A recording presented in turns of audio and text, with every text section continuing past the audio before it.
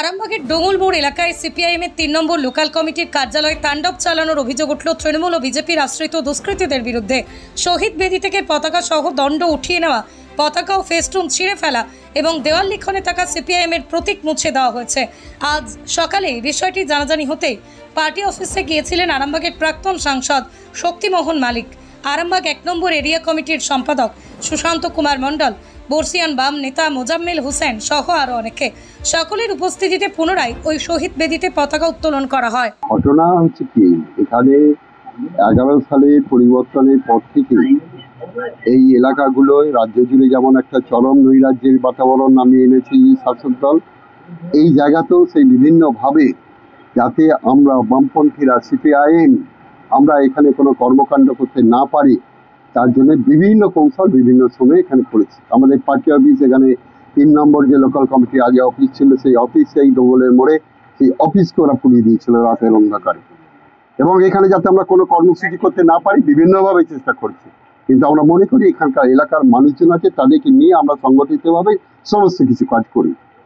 এবং গত 24 তারিখে আমাদের এই এলাকারই কমরেড, যিনি এলসি এখানকার সম্পাদক ছিলেন 3 নম্বর লোকাল কমিটি, কমরেড আমাদের শ্যামাপদ চক্রবর্তী, তিনি প্রয়াত হয়েছেন। তার স্মরণ সভা আমরা করেছি এখানে পাশে একটা লজ। এলাকার মানুষের সংগঠিত অবস্থার মধ্য দিয়ে আমরা সেই স্মরণ সভা সাফল্যমণ্ডিত হয়েছে, আমরা আশা রাখি। এবং তার বার্তা এলাকার মানুষের কাছে গেছে। এতে গাত্রদাহ হয়েছে এবং সেই গাত্রদাহে যাতে এলাকা যাতে সংগঠিত হতে না পারে সেই চেষ্টা করছে। এবং তারই ফলশ্রুতিতে আমরা দেখছি যে এখানে কাদা লেপেছে। এখানে আমাদের পার্টি অফিসের সামনে যে সমস্ত পতাকা এখানে পোতা ছিল, সেই পতাকা লাল ঝান্ডাকে তারা এখান থেকে নিয়ে চলে গেছে রাতের অন্ধকারে। এবং আমাদের যে শহীদ বেদি, সেই শহীদ বেদির পাশেই যে আমাদের পার্টির পতাকা উড্ডীন ছিল, সেই পতাকা ডান্ডা সমেত সেই পতাকা রাতের অন্ধকারে তারা এখান থেকে ভেঙে নিয়ে চলে গেছে। কোথায় ফেলেছে আমরা জানি না, কিন্তু যারা এই দুষ্কৃতীরা যে জঘন্য কাজ করছে, এই ঘটনার আমরা তীব্র নিন্দা করি। এবং আমরা মনে করি যে এই দুষ্কৃতীরা তারা যে নিজস্ব ভাবনা নিয়ে কাজ করছে তা না, কাজ তাদেরকে যে করানো হচ্ছে।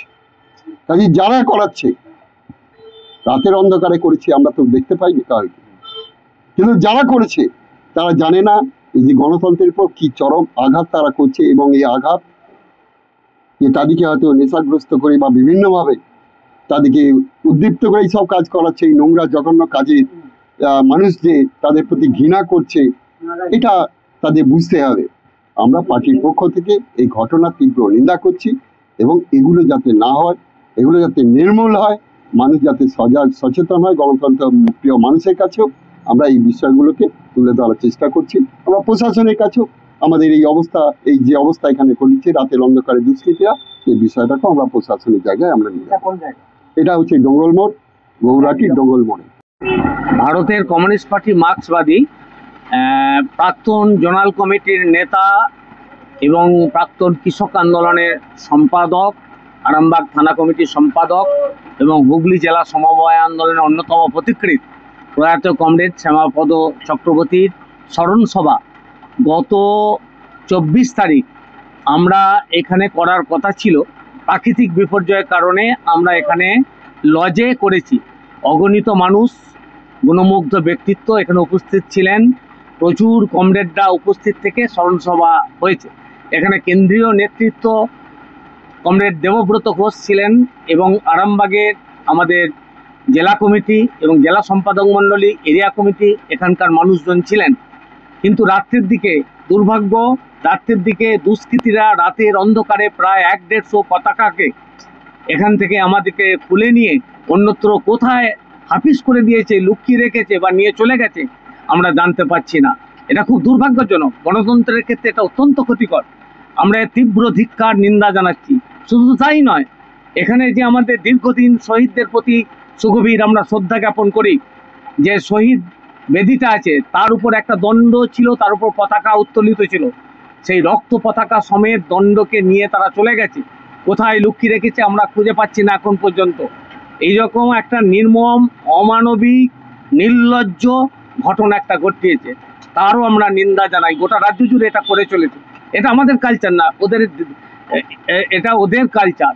এছাড়াও কি করেছে, এখানে যে আমাদের যে বিভিন্ন জায়গায় আমাদের যে কাস্তা হাতুড়ি তারা সিম্বল ছিল, তারা কাদা নিয়ে সেগুলো লেপে দিয়েছে। এখানে একটা দেখতে পাচ্ছেন, ওখানেও আছে, আরও জায়গায় আছে। এটা করেছে, এটা রাতের অন্ধকারে তৃণমূলী দুষ্কৃতীরা এটা করেছে। আমরা তাদের দেখতে পাই না ঠিকই, কিন্তু এর আগে তৃণমূলী দুষ্কৃতীরা আমাদের কমরেডকে বলেছে, তোমরা নতুন করে গর্জে উঠছো, গরিব মানুষকে দিয়ে সংগঠিত করছো, এটা আমরা সরকারে আছি, এটা করাটা ঠিক নয়। এই ভয় থেকেও করেছে।